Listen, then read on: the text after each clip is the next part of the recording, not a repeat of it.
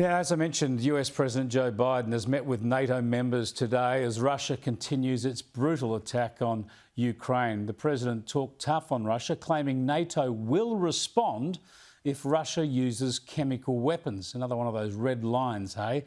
But the president was light on detail, failing to outline how NATO would retaliate. Here's the latest from Sky News UK on Ukraine's port city of Mariupol, which has been destroyed by Russian forces. The city of Mariupol is almost totally destroyed. In its ashes are at least 100,000 people trapped and trying to stay alive. But it's feared there could be far more than that. The city is surrounded and the bombs drop day and night.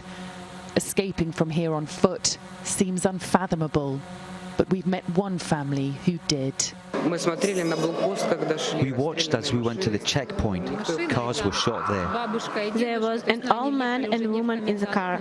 They were shot next to each other. And for so many days, they just were in the car.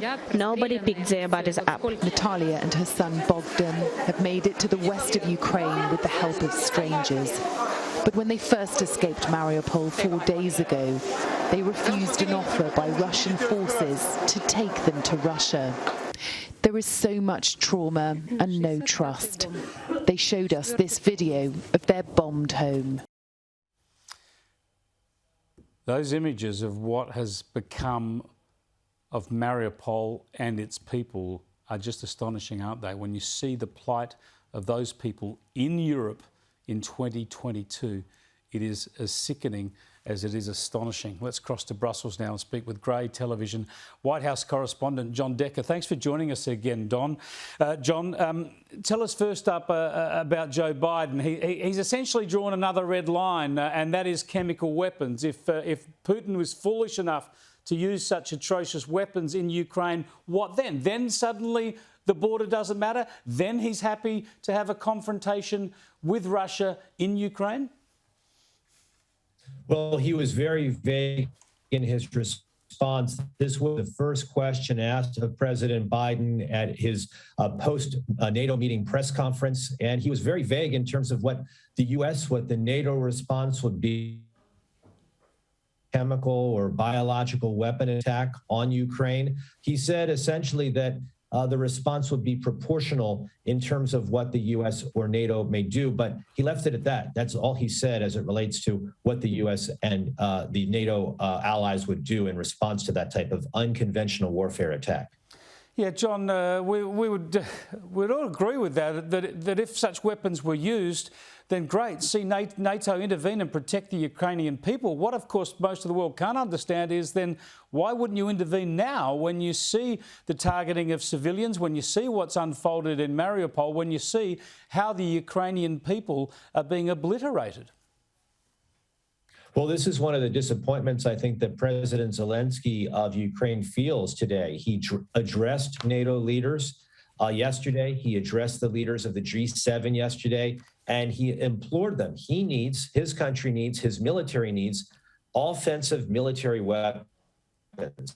It's not enough to provide the defensive weapons that the U.S. and NATO have provided for him. He asked for fighter jets. That's been denied by President Biden and by NATO. And they still have difficulty even getting defensive weapons, which would be very useful to the Ukraine military, like air defense systems, to get those in the hands of the Ukraine military. So it's one of those things where you hear these announcements coming from President Biden. You hear these announcements coming from Jens Stoltenberg, the leader of NATO at this time, and they don't mean much to President Zelensky because his military is really fighting an uphill battle against the Russian military. Yeah, well, John, this is where it's going to get interesting perhaps in the next 24 hours. It's early morning, as you know, where you are, so there's another day of diplomacy ahead of you. And, of course, Joe Biden's heading to Poland. Poland was happy to supply Zelensky, to supply Ukraine with fighter jets, with MiG fighter jets. Boris Johnson, the UK Prime Minister, has said that he'd be happy to supply tanks.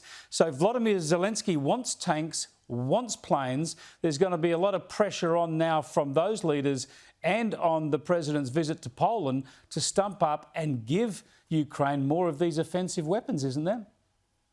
Oh, absolutely. There's tremendous pressure. Despite that, the president has maintained many times when he's been asked that he does not want to have direct conflict with the Russian military. And he feels that providing those types of offensive weapons would lead the U.S. forces into possible direct conflict with the Russian military. And that's just a step that President Biden doesn't want to take at this time. Thanks for joining us, John. I appreciate it. Thank you. Thanks, Chris.